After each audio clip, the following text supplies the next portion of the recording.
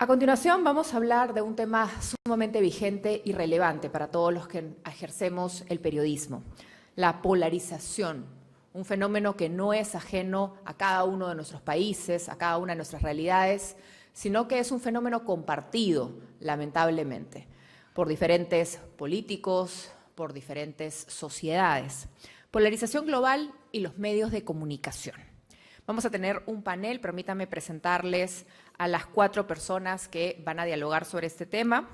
En primer lugar, les presento a Mónica Delta. Ella es periodista y presentadora de Latina Televisión, conductora del programa Punto Final de Latina, con trayectoria nacional e internacional. Ha sido reportera, corresponsal de guerra. Igual ha sido reconocida como la periodista más influyente del país por 4 años consecutivos, según el ranking de la revista Semana Económica. Mónica, bienvenida.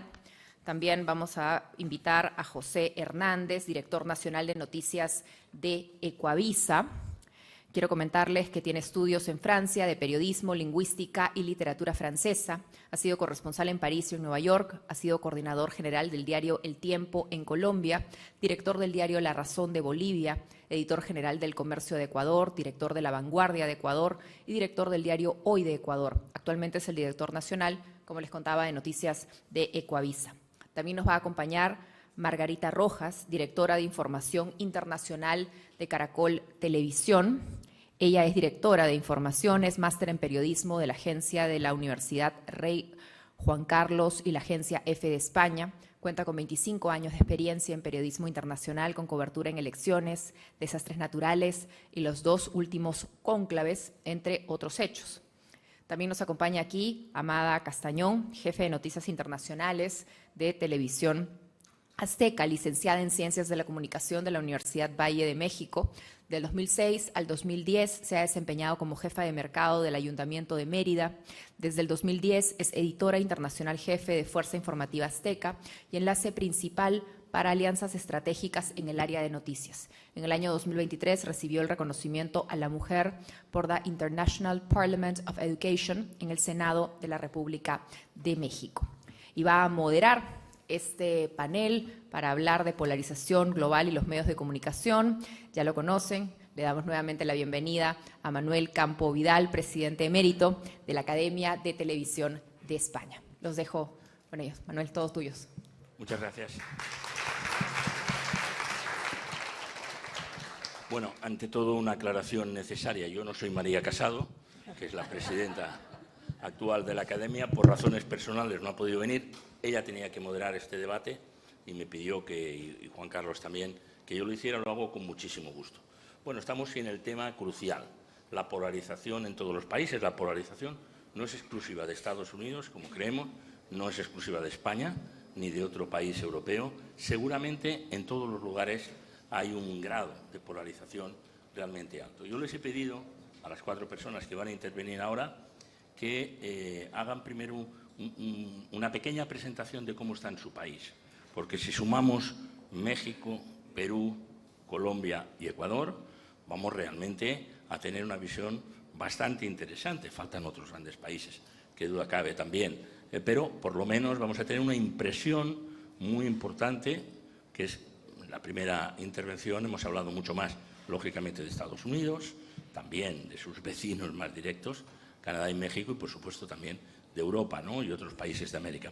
Pero una primera visión así, después entraremos en debate o haremos algún tipo de preguntas y terminarán con para que tenga esto ritmo, con un minuto cada uno, como los grandes debates, ¿no? A mí me impresiona que esté aquí Mónica Delta, y anoche hablando con ella me decía, yo estaba en aquel debate entre Fujimori y Vargas Llosa. Admirable, ¿no? Pero, admirable. Los que hemos vivido en debates con personajes así, admiro mucho que estuvieras allí en aquel momento y además que pudieras hacer una de las preguntas, ¿no?, que eras una de las personas que estaba allí. Vamos a comenzar por México, porque parece que tiene un sentido el que venimos de hablar de Estados Unidos y nos hemos quedado en muchos elementos con referencia al vecino más castigado, que es realmente México en este momento. Así que le damos la palabra, en primer lugar, a Amada Castañón, que, como han dicho, eres de Fuerza Informativa Azteca, la llamáis así a los informativos. Adelante, ¿qué pasa en México con la polarización? Bueno, debemos, yo creo que un poco irnos hacia atrás al viejo PRI, que duró 70 años en el gobierno de México, desde los años 60 hasta el año 2000, cuando llega Vicente Fox, y que es la primera vez un partido que Vargas Llosa le llamó la dictadura perfecta. ¿No? ¿Por qué? Porque era una transición aparente en la que había elecciones, pero realmente no pasaba nada, seguían los mismos y ellos tenían el control de todo lo que pasaba en el país, el Poder Judicial, el Poder Ejecutivo y el Legislativo. Y después hay un periodo de transición en el que llega la oposición harta a la gente en las elecciones, empieza a reforzar los organismos como el Tribunal Electoral, el Instituto Nacional Electoral, que ya nos garantizaban unas elecciones libres. Se realizan esas elecciones libres y ya llega el partido de oposición por el hartazgo de las mismas personas del régimen que estaba gobernando México en ese entonces. Y ya más adelante volvemos ahora también es parte de la oposición, de esta oposición del PAN. Regresa nuevamente el PRI, pero un PRI ya, digamos, más moderado, pero ya con esas instituciones que se habían logrado con anterioridad en el paso de estos años de transición, llega el PRI nuevamente, pero con Peña Nieto. Y después llega López Obrador, que es el principio de la historia de la polarización que vivimos ahora.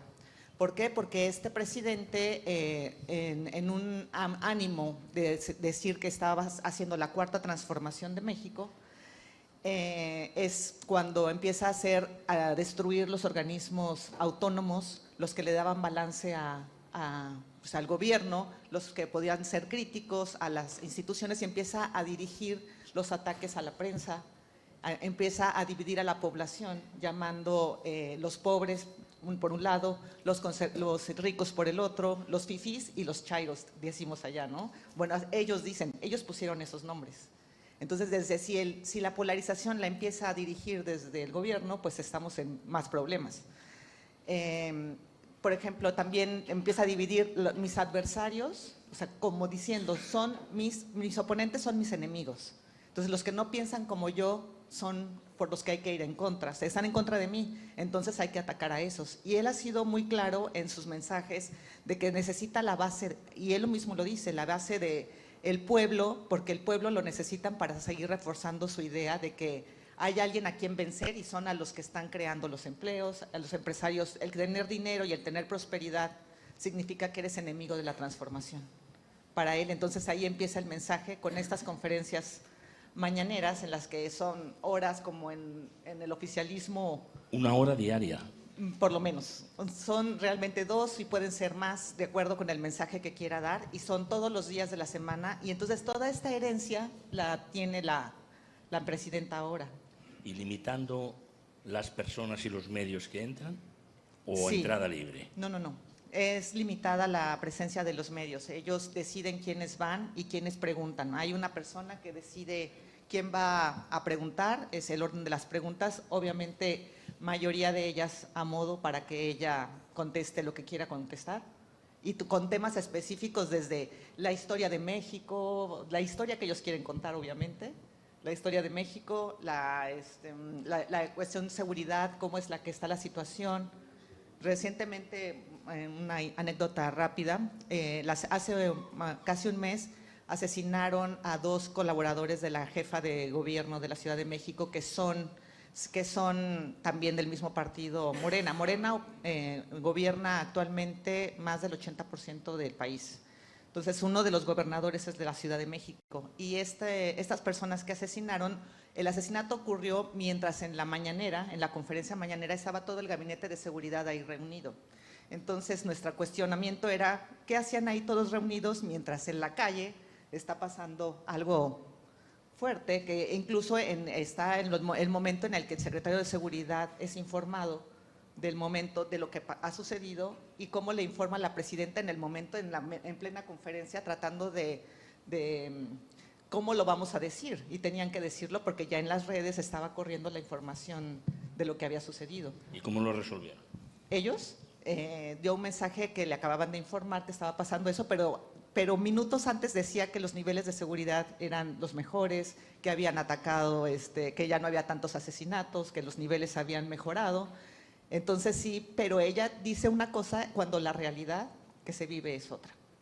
Muy bien, gracias por esta primera introducción, Amada Castañón. Vamos aquí a Perú. Mónica Delta, que es la periodista, como les han presentado, de este gran programa, Punto Final, de investigación periodística.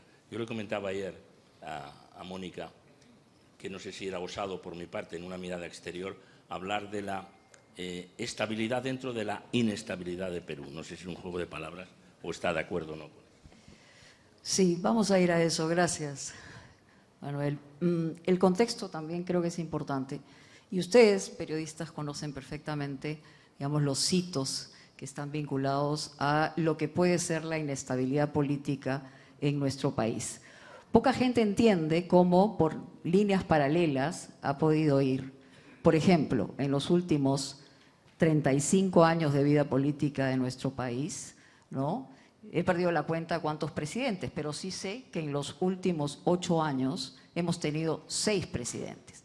6 presidentes, ¿no? La mayoría de ellos hoy acusados por corrupción, algunos fallecidos, pero también lo que se puede determinar es qué pasó durante la era del fujimorismo y los antecedentes de este, y después la era de los herederos de Alberto Fujimori. Pero el momento, digamos, que ha generado una mayor polarización en nuestro país es cuando ha habido un decaimiento sustancial de candidaturas, de discursos políticos y de argumentos frente a la situación que el país estaba viviendo.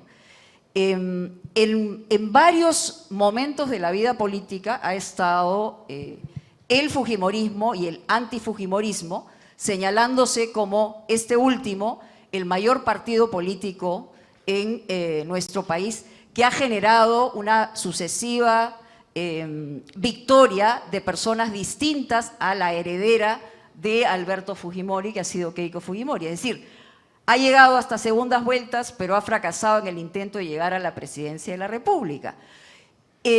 Cuando llega finalmente en esa etapa el candidato y luego presidente Pedro Pablo Kuczynski, estaba en una segunda vuelta con Keiko Fujimori y finalmente aquí en primera vuelta se logra la configuración del Congreso de la República. Y lo que logra es, Pedro Pablo Kuczynski gana las elecciones, pero Keiko Fujimori gana 73 escaños en el Congreso de la República, que es una mayoría absoluta. Entonces, este parteaguas genera una sensación de revancha permanente hasta que cae Pedro Pablo Kuczynski, entra el sucesor, que es Vizcarra, Martín Vizcarra. Después disuelve Vizcarra el Congreso, cosa que no había ocurrido, y finalmente sale Vizcarra, entra brevemente por días un señor Merino del Congreso, cae el señor Merino del Congreso y finalmente entra el señor Sagasti, que termina, digamos, el periodo que debió ser de 5 años, y estamos hablando de estos hitos que generaban cada vez mayor polarización en el ámbito político, pero también una involución permanente de los argumentos de qué es lo que requería el país. En ese momento se ha generado, además, por un lado, y decías, Manuel, por un lado parece la estabilidad económica. Efectivamente, se sentaron las bases en los años 90 y le hemos puesto velas, como decimos aquí, al presidente del Banco Central de Reserva para mantener de una manera paralela el tema económico, a pesar de pandemias e inestabilidades políticas, pero sí creemos que ya las líneas comienzan a cruzarse entre la inestabilidad política y la inestabilidad que podría darse eventualmente económica. Y de ahí ya llegamos a lo más conocido y lo más reciente. Llegamos otra polarización tremenda con acusaciones de fraude, donde también está nuevamente Keiko Fujimori, con un señor que sale con sombrerito, profesor rural, que mucha gente en el sur de nuestro país sentía que estaba identificando esa parte postergada que el Perú ha sentido siempre en relación a la capital, a Lima, la centralista. Aparece Pedro Castillo y resultó también, y lamentablemente, ser un pillete, pero que al final él mismo genera, ¿no?, la ruptura y entra constitucionalmente la señora Boluarte.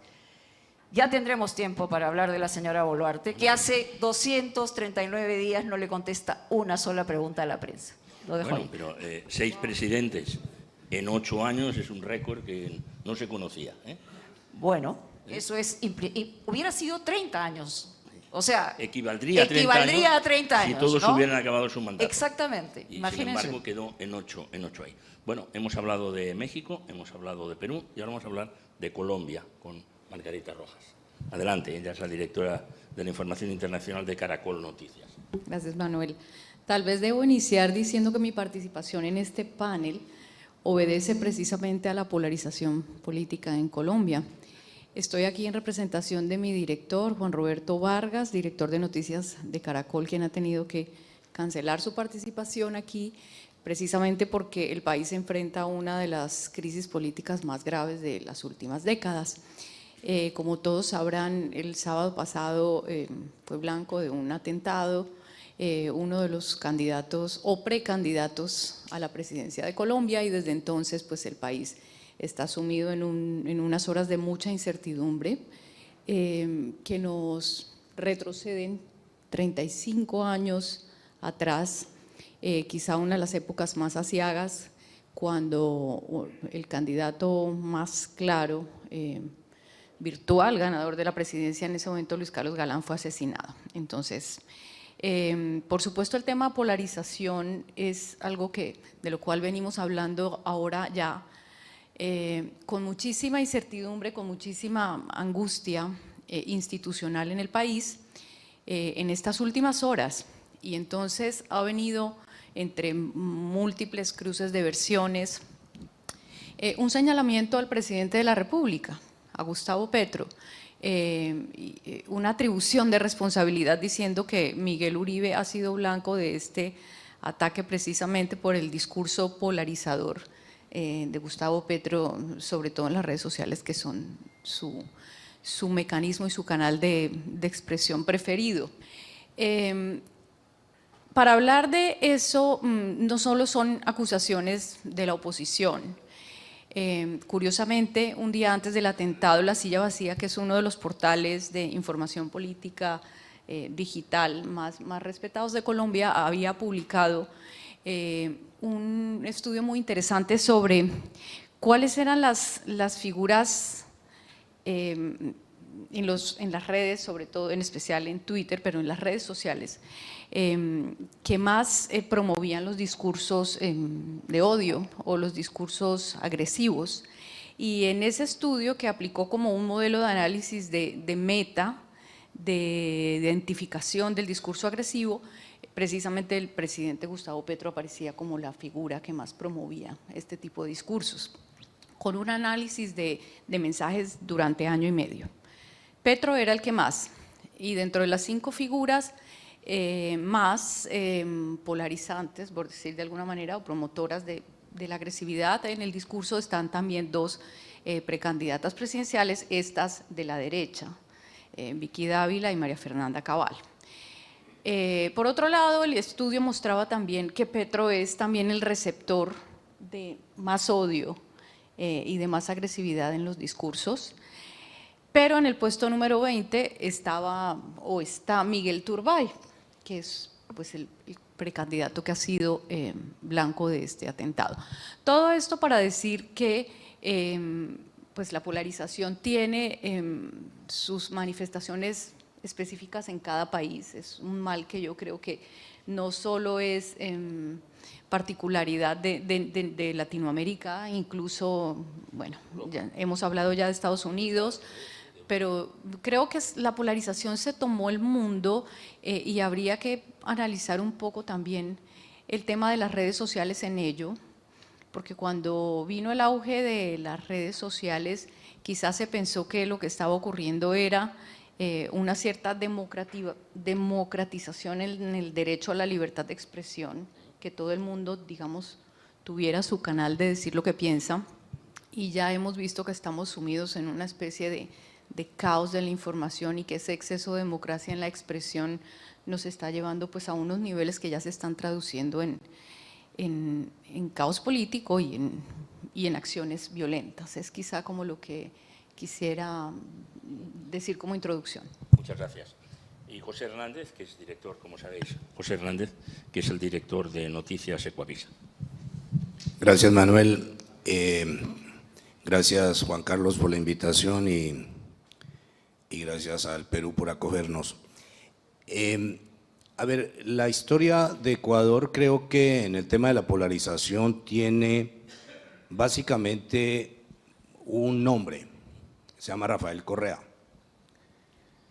Rafael Correa llegó al poder en el 2007, se quedó hasta el 2017, dejó un presidente que debía cumplir sus órdenes y le dejó incluso 3 libros rojos donde estaba indicado lo que tenía que hacer.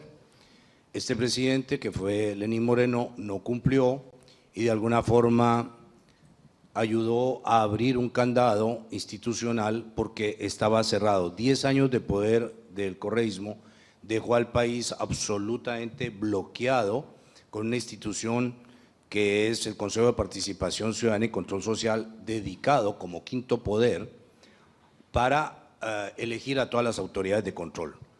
Entonces, lo dejó de tal forma amarrado que iba cayendo en mitad del próximo gobierno, de manera a que él, los 2 años primeros, quedara totalmente cubierto y dejaba un Benjamín ahí, un presidente encargado para poder cubrirle las espaldas durante el resto del periodo y así proyectarse y así mantenerse en el poder. Esa es la corriente que él pensó que iba a estar en el poder durante muchísimos años.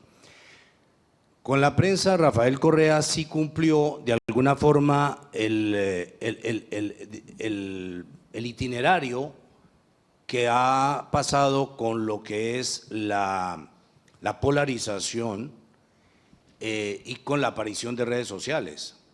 Y eso tiene que ver con básicamente 4 mutaciones que son una, la mutación de los hechos mutan. Recordemos que los hechos son nuestra materia prima. Los hechos mutan hacia lo que es las narrativas. Entonces ya no es una verdad o es una realidad, sino es una realidad paralela, es una realidad construida. Entonces esa es una primera mutación que tiene que ver con nosotros, con los medios, y que por supuesto explica por qué los poderes de este talante pues no les interesan los medios. No les interesan porque nosotros somos esclavos de los hechos. Esa es nuestra materia prima, ese es nuestro norte, es escudriñar los hechos para saber qué ocurre. A ellos los hechos que producen no les interesa, les interesan sus narrativas. Un segundo punto del manual que él cumplió muy perfectamente fue cambiar la legalidad en legitimidad. La legalidad, por supuesto, que es otro referente para nosotros, los periodistas, porque ¿a qué nos acogemos? A las leyes y a la Constitución. Ese es un poco el norte de lo que es la política pública. O sea, cómo nos movemos ahí mirando qué pasa en la ley, qué pasa en la Constitución. Bueno, para ellos la legalidad mutó en legitimidad. Si yo tengo los votos, puedo hacer lo que se me antoje. Y entonces, eso está pasando ahorita, por ejemplo, también en Colombia, ¿no es cierto? Con Petro, que citó a la consulta popular, así no esté debidamente enmarcado en la ley. Entonces, Correa hizo ese segundo punto, que era hacer la mutación de legalidad en legitimidad. Un tercer punto es que mutó la política, que es como el arte, podemos tener muchas definiciones, pero la política es como el arte de consensuar entre diferentes, pues cómo vivimos y qué políticas públicas tenemos. Él mutó la política en esto que hemos visto, que es una suerte de religión. Es decir, no importa si es verdad, si el jefe, el líder lo dice, es por ahí. Y esa es la verdad que se impone. Y Correa creó en esto una secretaría en Ecuador, la SECOM, que tenía pues un tribunal hecho con semiólogos y un montón de gente, para otorgarle siempre la razón y para ir contra los medios, y pretendió bajo este esquema, yo creo que ustedes lo recuerdan, por un editorial del diario El Universo, ponerle 80 millones de dólares de multa, lo cual era llevarse el diario, porque eso era lo que valía el diario en libros. Entonces, me parece que hay un tercer elemento, que es esta mutación de la política, no en el arte de debatir lo público, sino en el arte de creer en el líder. Y eso me parece que es un tema muy importante. Y un cuarto punto es que tradicionalmente, yo no lo pienso así, pero tradicionalmente se dijo en algún momento que la prensa era el cuarto poder, era una suerte de legitimador, una suerte de mediador, ¿no? Y la mutación que hizo Correa fue hacer creer que ya no era este cuarto poder o esta mediación, no la necesitaba, sino que la prensa, el papel no era escudriñar el poder, no en la parte política no era eso, sino que era ser la torre repetidora del poder. Y eso es una mutación vital, y así está ocurriendo en todo lado. Es decir, yo creo que esas 4 mutaciones explican un poco por qué existe ese poder tal como lo estamos viendo, derivado por supuesto de las redes sociales, donde las redes ya son su propio legitimador. Es decir, ellos se legitiman ellos mismos, para eso tienen su grupo, sus troles, tienen sus equipos, y ellos se legitiman ante ellos mismos. Y eso es lo que hace que esa verdad es la que quisieran que los medios profesionales repitan, reiteren, y que no se conviertan ya en medios que median y que miran y que contrastan y que miran dónde están, a qué apuntan los hechos, sino que crean y que repitan. Entonces me parece que Correa hizo eso, y eso convirtió al Ecuador en esta… Ahí quebró el país, porque ese punto del correísmo, anticorreísmo, sigue marcando la política en el país. Ahorita hay un nuevo presidente, y el presidente Daniel Noboa, y él es más, digamos, es de otra generación, ¿no? Él es un presidente joven, y es un presidente que cree que no necesita a los medios.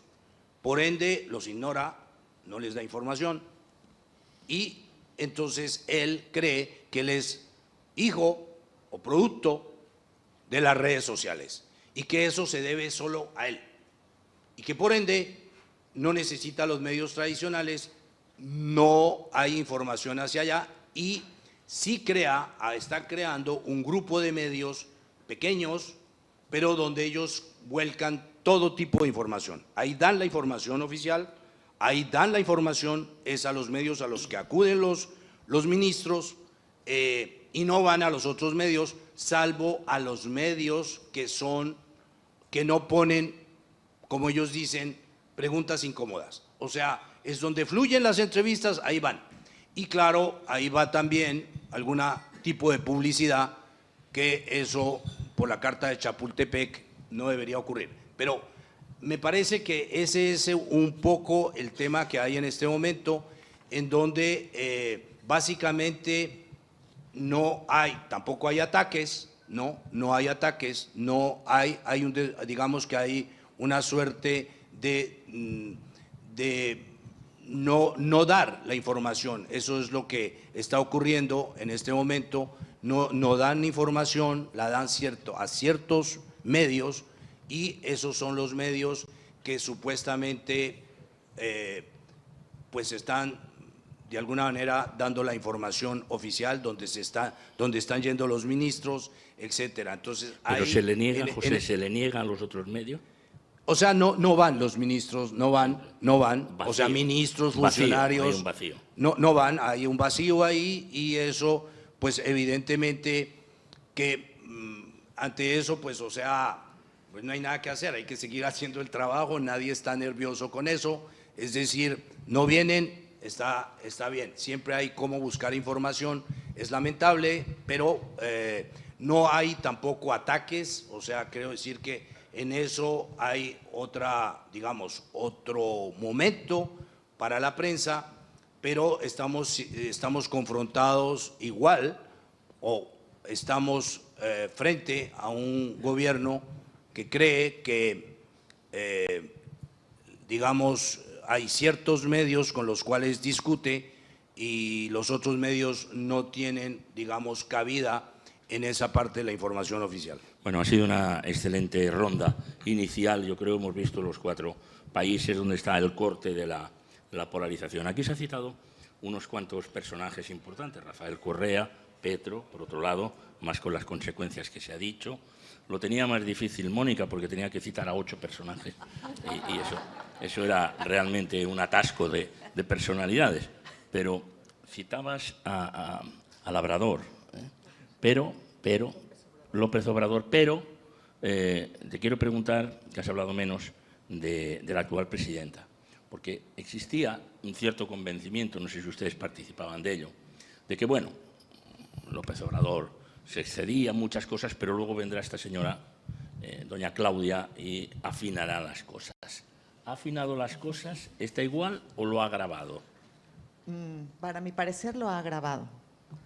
Lo ha agravado porque, como decía el compañero, está legitimada por los votos que tuvo. Entonces ella ya con ese 35 millones de personas que votaron por ella, pero de un total, de un padrón de 100 millones, no es la mayoría de los mexicanos. Pero en su narrativa, ella dice que tiene el respaldo de la mayoría de los mexicanos, siendo que en México las elecciones es solo una vuelta y es el que tenga la mayoría, no importa si es 1 o 2 votos. Como en Panamá. Exacto, entonces en ese sentido y conservando estas conferencias que ya veníamos desde atrás de que los ministros, los secretarios de gobierno, ya los departamentos de comunicación social de cada dependencia han sido disminuidos a una persona, si es que la hay, que coordina todo, porque todo se dice en esa conferencia mañanera. O sea, cualquier comunicación, puede pasar algo muy grave durante la tarde, sacarán algún mensaje en X, pero realmente el grueso de lo que van a decir se dice hasta la mañana siguiente. Entonces, a veces me preguntan, oye, ¿qué hay de reacciones de este tema? Nada, hasta mañana. Seguramente lo sabremos mañana, porque hasta ese momento ya que preparan toda su narrativa para convencer a la gente. Entonces, nuestro trabajo se ha convertido precisamente en contrastar los hechos con su narrativa. ¿Esas mañaneras son todos los días? De lunes a viernes. Eso te iba a decir, descansa el sábado y el domingo. Sí, descansa porque va a giras, a estar mítines, todavía se cree en candidatura. Muy bien. Mónica, vamos a entrar sobre lo que se ha planteado aquí. Yo os pido que sean intervenciones más cortas ahora, ya que tenemos la panorámica general para que esto tenga ritmo. ¿Cómo lo ves, Mónica? Bueno, yo me había quedado en los 239 días que la presidenta Dina Boluarte no le contesta una sola pregunta a la prensa, una sola. Y la última que fue la pregunta fue algo que la incomodó. Entonces ahora todo el gabinete de ministros sale eventualmente a decir que las cosas no están en condición como para que la presidenta responda. Punto número 1, es decir, una persona que estaba en la misma línea del presidente que fue vacado, pero constitucionalmente le tocaba, era la única vicepresidenta. El otro está prófugo de la justicia, el otro eventual vicepresidente. Y hoy, según las encuestas, tiene 2 o 3% de respaldo ciudadano. 2 o 3%. Correcto. Es un tema, creo yo, estadístico, histórico, pero que da a entender lo que una presidenta o el poder alrededor de un gabinete, ¿no?, intenta generar como percepción para el resto. Me hacen preguntas incómodas, no respondo. No doy cuenta a los ciudadanos de los cuestionamientos que hay frente a una serie de hitos que han generado escándalos vinculados a ella misma. Aparezco en las ceremonias y doy el discurso que quiero. Intento, porque así lo hizo, felizmente esto no tuvo éxito, tener una franja horaria en los medios de comunicación privados para hablar de los temas de inseguridad. Y claro, lo que se plantearía en una situación de este tipo era más o menos una lectura de partes policiales respecto a que detuvieron a fulano, mengano, y eso es lo que estaban haciendo. Finalmente eso no prosperó, pero lo que yo siento, sinceramente, y al escuchar a todos, es que hay una nueva forma de parte de la autoridad que probablemente a través de los tiempos siempre nos ha mentido, ha habido visos de corrupción en todos los niveles del poder, pero hoy especialmente creo que hay un conjunto de ideas respecto de quien está en el poder de no tener la obligación de dar cuentas sobre los cuestionamientos diarios que es el trabajo precisamente de la prensa. Y después también hay un tema que tiene que ver con eso. ¿Qué hago para castigarlos? Porque yo los desprecio, ¿no? Los castigo a través de ajustar medios de comunicación y publicidad y generar la posibilidad en otros medios donde los periodistas tienen más un rol de opinión y activista respecto a uno de los lados para darle la posibilidad de que ellos crezcan, ¿no? Entonces, por ahí va la realidad también en el Perú. Bueno, pero hay un patrón común, que estamos viendo. Sí, correcto. Al final, en un caso se expresa en no te doy entrevistas a ti y sí a los medios cercanos, en otro no contesto a nadie, Correcto. etcétera, etcétera. A mí me impresiona lo de gobernar con el 2 o el 3% de la encuesta. Por eso, cuando en el referéndum sobre las cuestiones judiciales el otro día en México, que fue increíble, el resultado fue el 13%, la presidenta lo presentó como un gran éxito. Hombre, Sí, pero más comparado aún, con el 2 o 3%. ojalá hubiera sido un referéndum, Manuel. Es la realidad ya de nuestra Corte. Ya está entregada completamente el Poder Judicial al partido gobernante. Entonces ya la decisión de que era la Suprema Corte la que resolvía algunos asuntos que estaban en entredicho o discusiones del gobierno o de inconformidades de los ciudadanos con respecto a las leyes, ahora ya ese control lo tiene también el Poder Judicial. Así es. Margarita. Sí, quería continuar con la idea de Mónica, en el sentido de que encuentro en todas nuestras intervenciones un patrón común con respecto a cada uno de nuestros gobernantes, y es que están tratando de encontrar formas de eliminar a los medios de comunicación, o a la prensa, precisamente como mediador, como canal de expresión. Y para ir a Colombia, no solamente, como les decía, las redes sociales son el canal preferido del presidente, que gobierna temperamentalmente a través de Twitter y, como hablábamos hace un rato, Lisette, a cualquier hora, en horas de insomnio, y dudamos también de en qué condiciones de claridad y de cordura.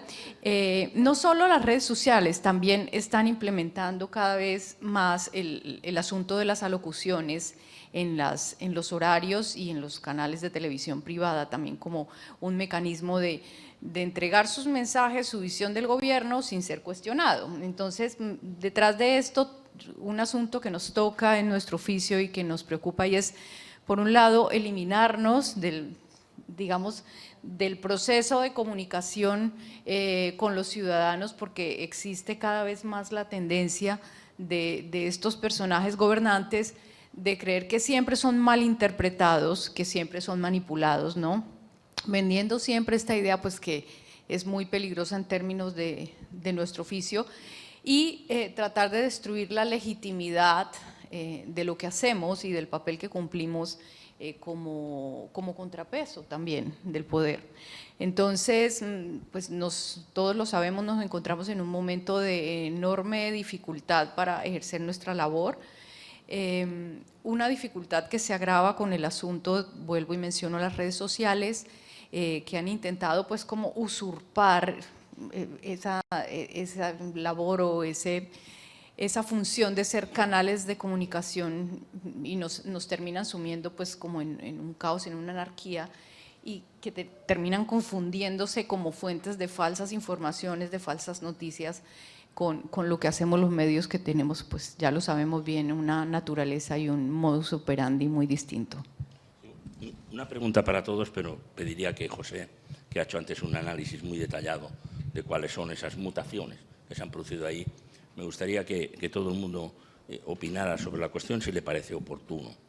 Este maltrato del poder hacia la prensa afecta o no afecta a la credibilidad de los medios. Es decir, ¿la ciudadanía se sigue creyendo a los medios o realmente hay una merma de esa credibilidad y, por tanto, un cuestionamiento de los propios medios? Claro que hay una merma porque el poder, Manuel, parte de lo que el poder es hoy es precisamente destruir el papel de los medios. Y en ese sentido, por supuesto que van contra la credibilidad del medio. Y a mí lo que me parece que en el fondo ahí hay un tema conceptual muy grave para la sociedad, es que está desapareciendo, o esos poderes pretenden hacer desaparecer de la realidad una cosa que es fundamental, y es la complejidad. En el mundo que estamos, o sea, cada día es más complejo. Explicar eso es parte del oficio nuestro, no es resolverlo, es explicarlo, es ponerlo en evidencia. Y esa complejidad la están desapareciendo en aras de que estás de acuerdo o estás en desacuerdo. Y es una cosa tan primaria, tan escolar, tan básica, que pues ahí tenemos un problema ya no solamente con el poder, sino con la sociedad. Porque los temas a los cuales estamos confrontados son extremadamente complejos.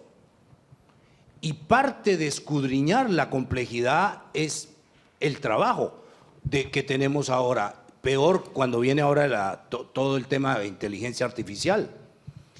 Entonces me parece que en efecto los medios sí estamos en un problema, porque el poder lo que quiere es reducir nuestro papel a ser o portavoces, a expandir su narrativa o a ser declarados básicamente adversarios.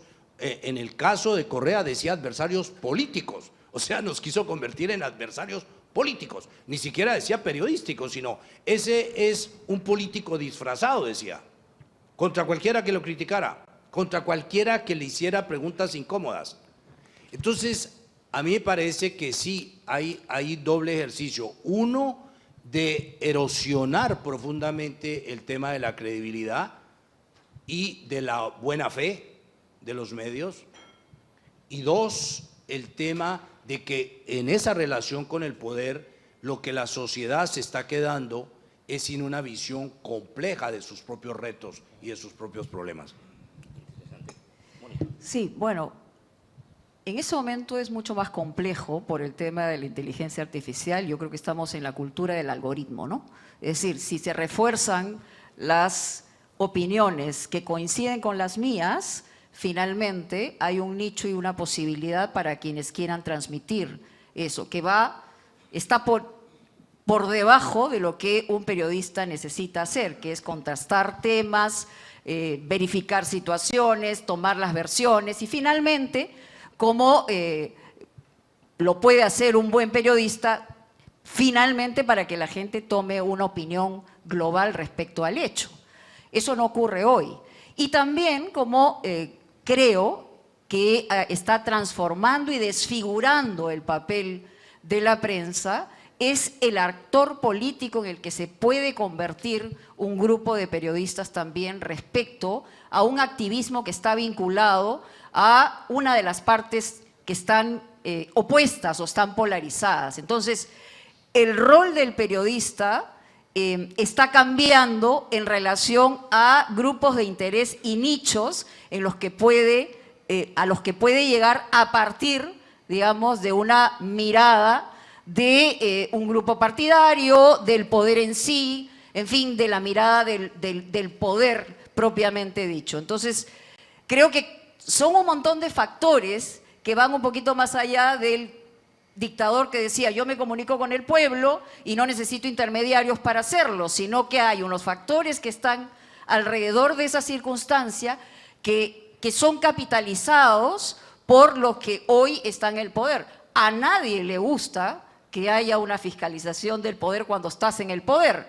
Ese ha sido nuestro trabajo, pero hoy hay factores que lo que generan es justamente una situación propicia para que se deslegitime el trabajo esencial del periodismo, que es entregar la información bajo hechos comprobables, ¿no?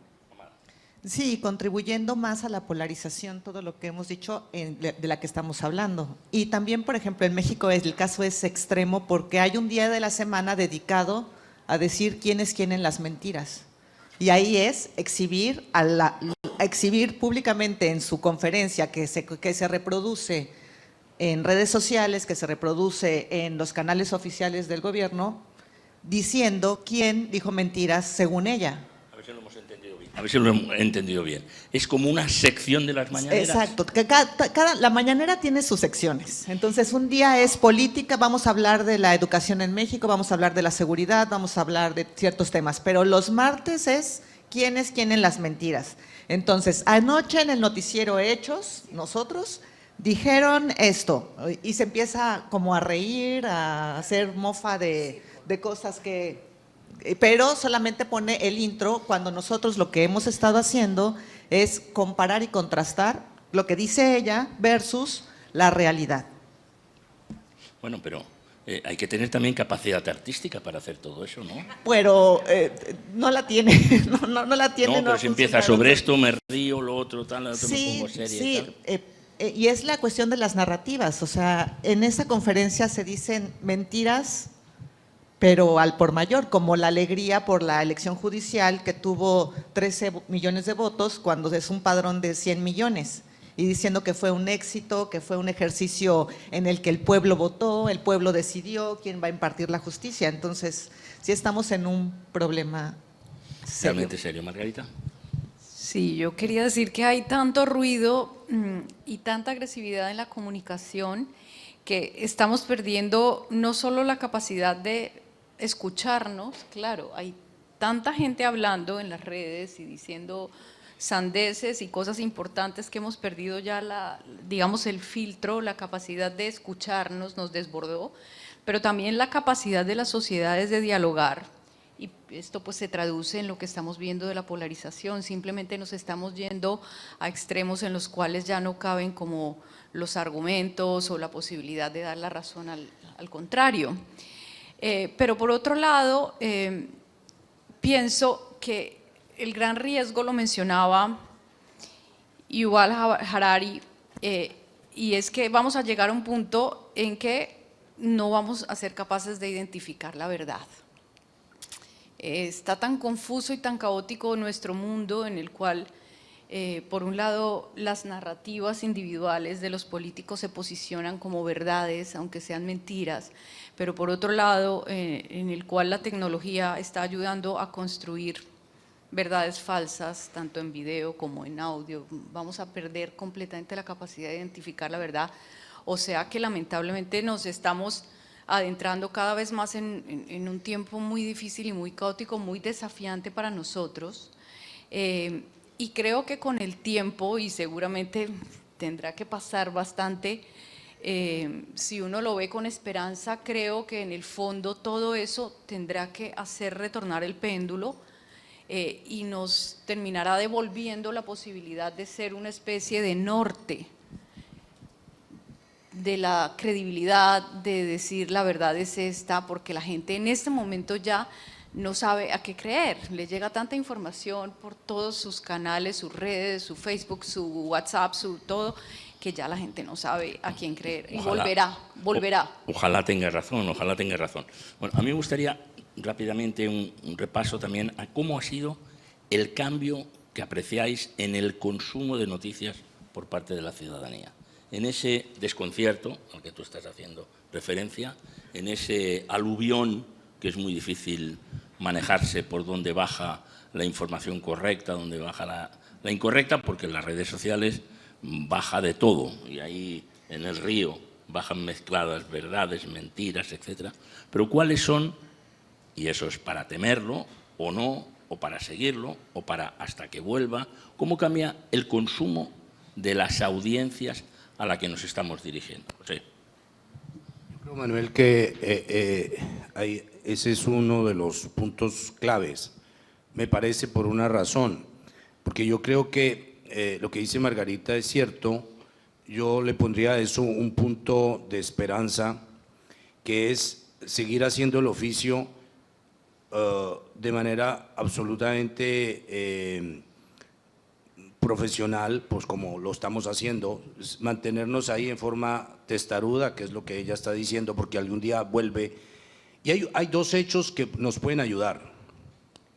El uno es que las narrativas son verdades fabricadas, pero está la realidad. O sea, un presidente puede decir que está sacando a la gente de la pobreza, lo puede decir, y mucha gente le puede creer, y le puede ayudar en las encuestas, pero la postre, si la gente no sale de la pobreza, pues no salió. Es decir, hay una realidad. Yo creo que uno de los puntos fundamentales es como rodearnos de más realidad. Dos, diversificar muchísimo la agenda. A mí me parece que hay que diversificar muchísimo la agenda, porque la parte política es una parte importante, que es quizá la más espectacular, pero la gente no come de eso. Entonces, diversificar es diversificar la agenda, es poner muchísimos otros temas a circular, y es creer que en eso estamos de alguna manera ocupándonos de los problemas de la gente, que en el fondo también es parte de nuestra tarea. Esa es nuestra tarea, en el fondo esa es la tarea, ocuparnos de los problemas de la gente. Entonces me parece que si nos… Y un tercer punto a mí me parece fundamental, y es mantener la conexión de las audiencias con la realidad, que es lo que no está ocurriendo ahorita con el poder.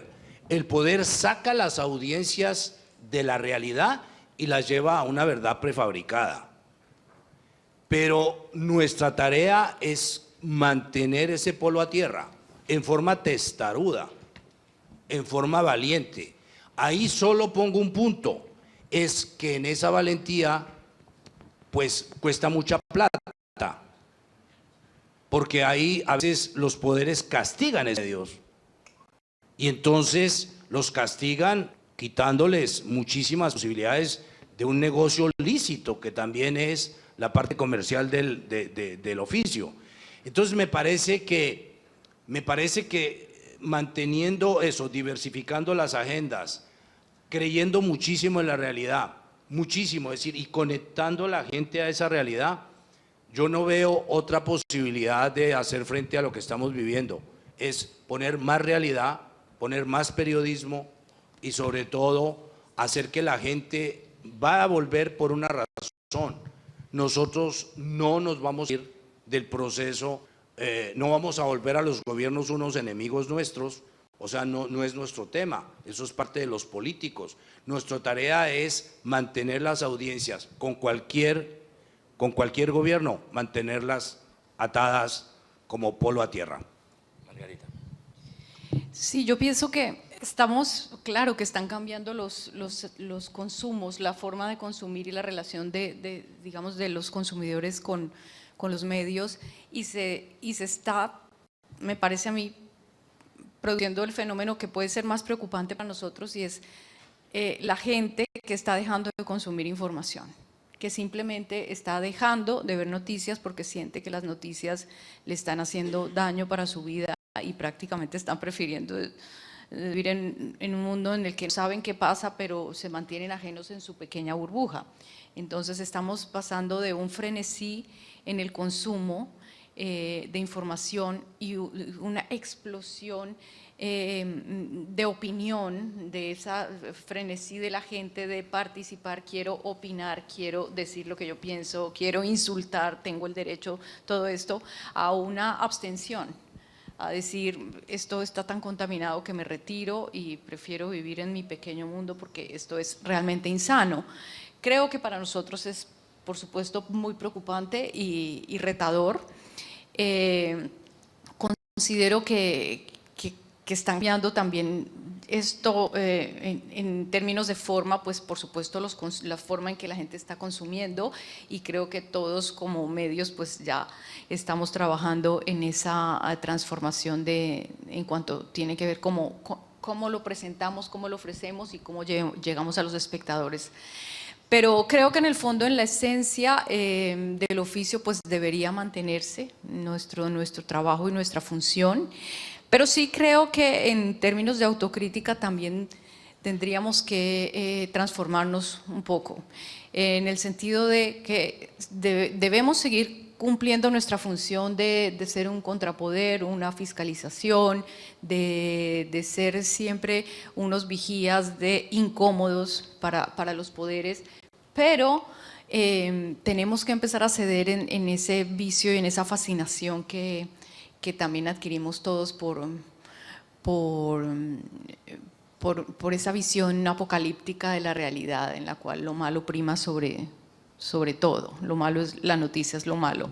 Es decir, que la gente está cansada de ver siempre malas noticias. Sí, la gente está agotada y yo creo que eso nos va a forzar a que nosotros también tratemos de tener una visión más optimista dentro de un mundo que evidentemente está sumido en el caos. Presentando casos positivos, por ejemplo. Claro, presentando, no sé, contenidos más formadores, más constructivos.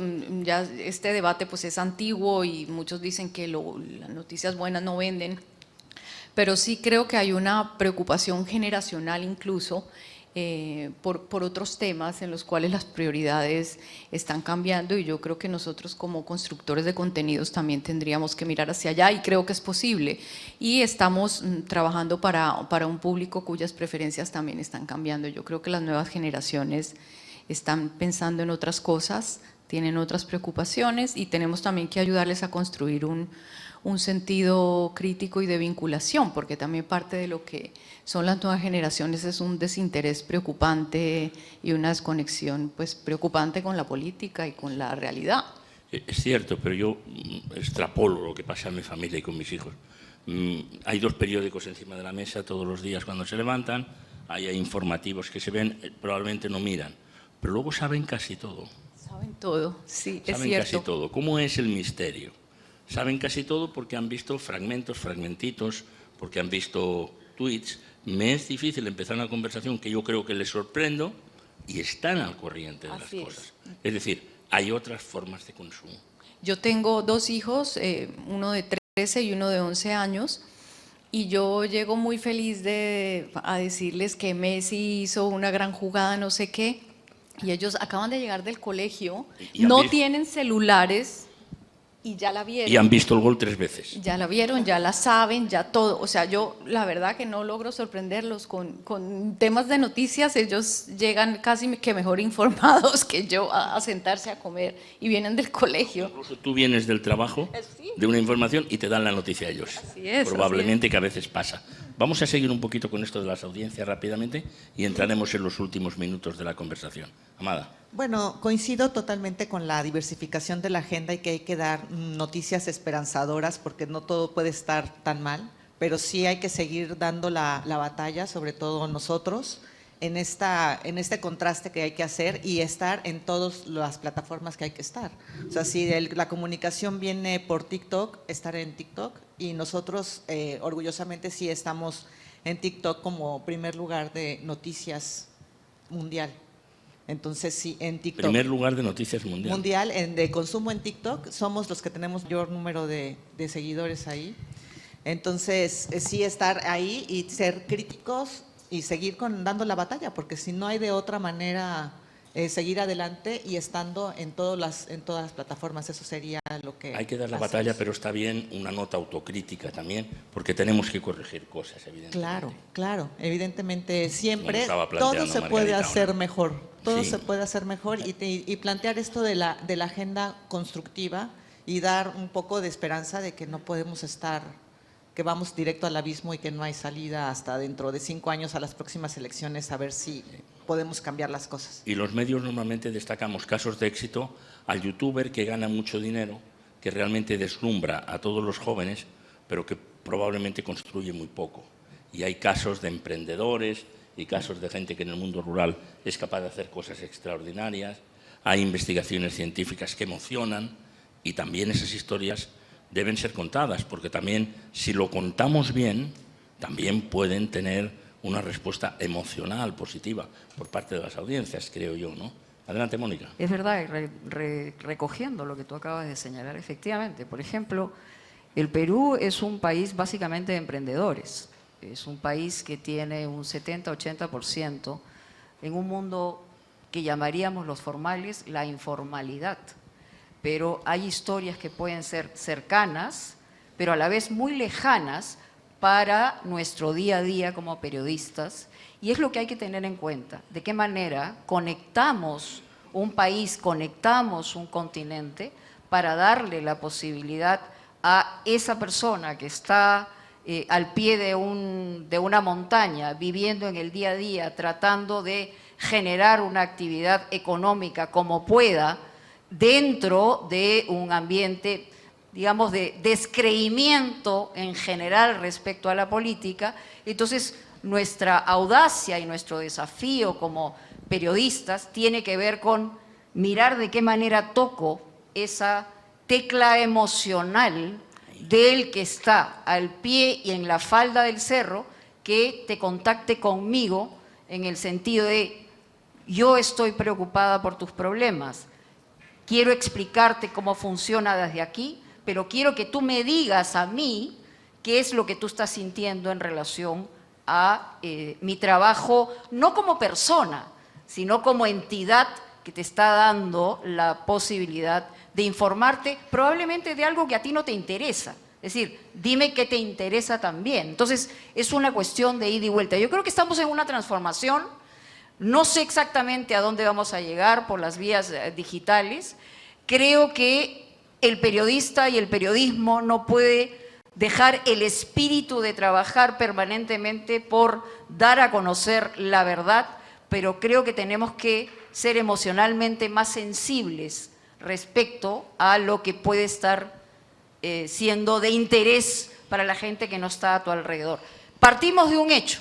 En el Perú, por ejemplo, es clarísimo que estamos afectados en credibilidad porque la clase política a través de todos los tiempos ha frustrado todas las posibilidades.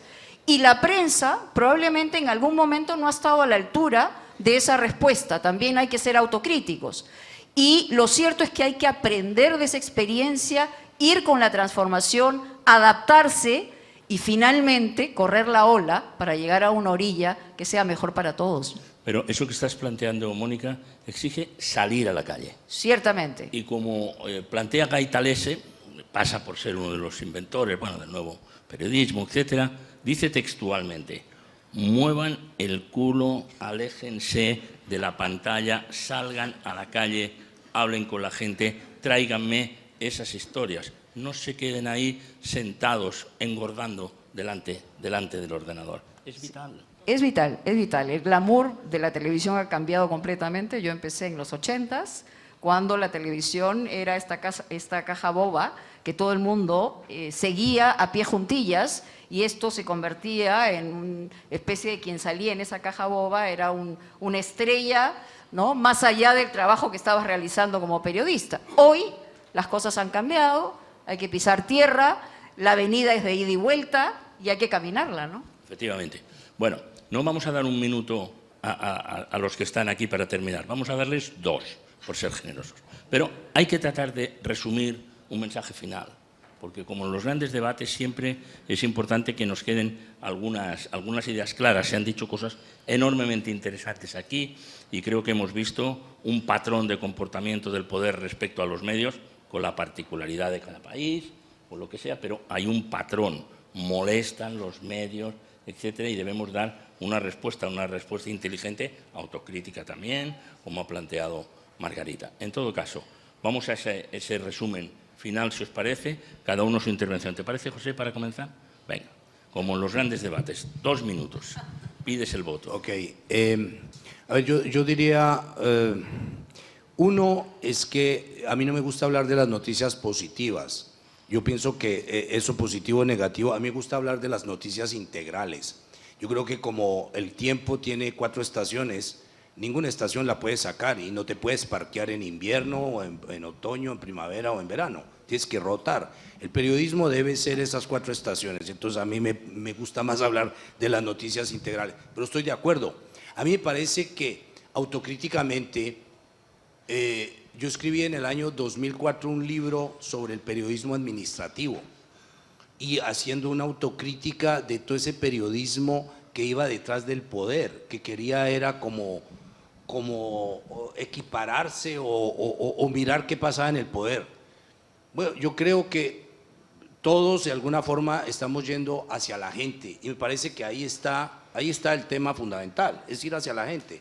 Cuando hablo de una agenda diversificada, me estoy refiriendo a esos temas, a los temas de la gente, a todas esas experiencias positivas, a todas esas madres, a todos esos emprendedores, a todos esos niños que hacen un trabajo específico que se distinguen, al deporte, a la vida comunitaria. Es decir, yo creo que ahí hay una fortaleza gigantesca que nos ata realmente a la gente. Entonces, desde ese punto de vista, me parece que eso pudiera ser como parte de mi conclusión. No mirar, o sea, hay que hacer con el poder, pero el periodismo creo que hoy está en otro lado.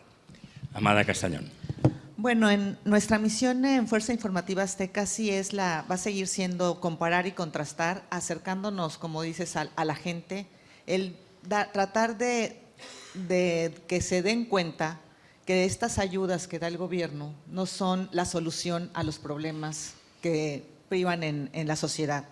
Y también otro mensaje importante que yo creo que debemos estar en la defensa de las libertades que tenemos, porque muchas veces la libertad de expresión la damos por sentada desde nuestra trinchera, cuando en un plumazo, o ahora nosotros a raíz de todo el tiempo que ha transcurrido desde la llegada de Morena al poder con López Obrador y ahora, se da por sentada esta libertad cuando ahora estamos en riesgo de perderla. Entonces yo creo que como medios de comunicación sí debemos de estar siempre alertas de por dónde puede llegar una agresión por parte del gobierno en ese sentido de quitárnosla. Entonces yo creo que eso sí debe ser un mérito que tenemos que cuidar todos los días.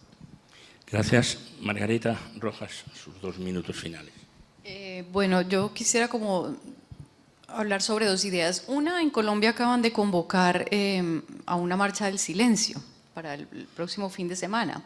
Los partidos políticos, líderes sociales, empresariales. Como consecuencia del atentado. Como consecuencia del atentado, sectores de oposición han pedido salir a marchar en silencio, pues sin arengas, sin eslogans, sin discurso. Entonces yo creo que en alguna medida nos estamos quedando sin palabras ante la realidad y ante la gravedad de la polarización, ¿no? Y ya nos hemos dicho tanto de lado y lado y con tanta agresividad que en algún punto vamos a tener que apostar un poco por la reflexión, y en esa medida como medios de comunicación creo que tenemos la tarea de contribuir un poco al sosiego en la reflexión y en esa medida a remediar un poco el discurso y la agresividad del discurso y de los contraataques. Por otro lado, también ahí vuelvo para cerrar a citar a un peruano ilustre, el Papa León XIV, que nos hablaba en su discurso, en su mensaje a los periodistas después de la elección, una cosa que me parece que amerita reflexión, y es la necesidad de decirle no a la guerra de las palabras, es decir, y como medios y como parlantes de gran calado que somos, creo que tenemos la responsabilidad de ayudar a apaciguar eso y de tratar de cuidar un poco no solo la forma en la que hablamos y contamos la realidad, sino también a promover un poco más también la escucha, ¿no? A ver si finalmente este caos en el que nadie escucha a nadie puede tomar un poquito de orden y las sociedades pueden volver a hablarse, a entenderse, a dialogar. No, es muy interesante la cuestión de la escucha. Permíteme, le voy a dar la palabra al final a Mónica, pero un dato que quiero contrastar. En todos nuestros países hay economía sumergida. En unos el 15, el 20%, seguramente en España el 20 o el 25, etcétera. Economía sumergida, economía informal. ¿Es verdad que en Perú puede ser un 75%? Es debatible, entre 75 y 80%. Tanto, Es muy grande la informalidad, y a veces, en realidad eso nos genera muchos problemas, pero también en algunos casos separa líneas, por ejemplo, en relación a la economía. Cuando hay un problema en el mundo respecto a la economía, el impacto en el Perú es un poco menor, porque las líneas son paralelas. Va por su cuenta. Y finalmente siguen desarrollándose de una manera completamente informal, pero por el otro lado no están representados por un Estado, no pagan impuestos en la mayoría de casos, tampoco los formales tratan de evitarlo, porque o sea, también los formales, digo yo. Pero lo cierto es que tiene las dos caras, ¿no? Esta economía. Es verdad que nadie se ha puesto a trabajar en serio por tratar de captar esa economía, que es una fuerza muy grande de trabajadores en el Perú para lograr finalmente tener esa motivación y fusionar y agrandar la posibilidad de una economía más formal, ¿no? Ahora te doy, para que termines tu última intervención, ¿cuál sería la economía sumergida en México? Le pregunto a cada uno de los países, más o menos, un porcentaje te pido. Yo creo que sí es también como 40, de 40 a 60, no estoy muy segura, 40, la verdad. 70 es un abismo, 50. Una horquilla. Damos En el menos. caso de Colombia, 56. Gracias, gracias, Lisette.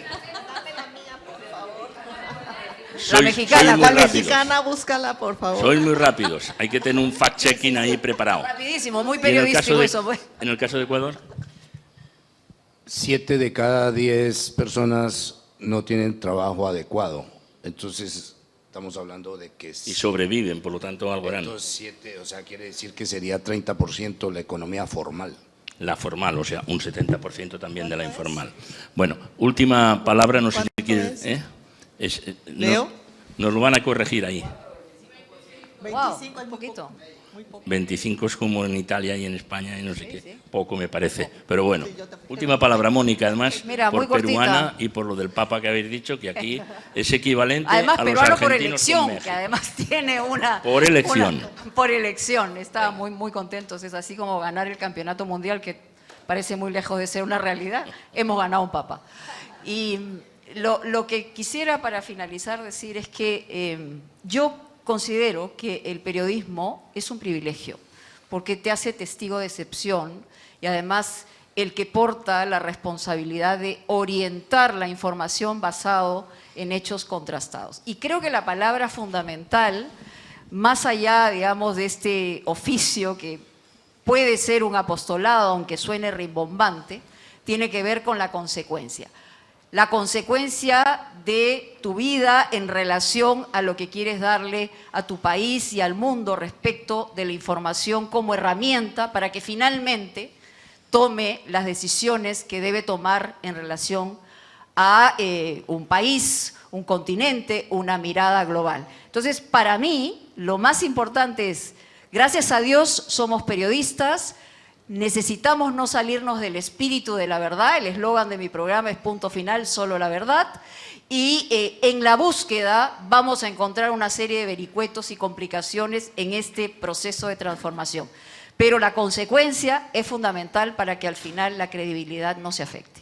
Bueno, muchísimas gracias por este magnífico debate a los cuatro. Extraordinario, ¿eh?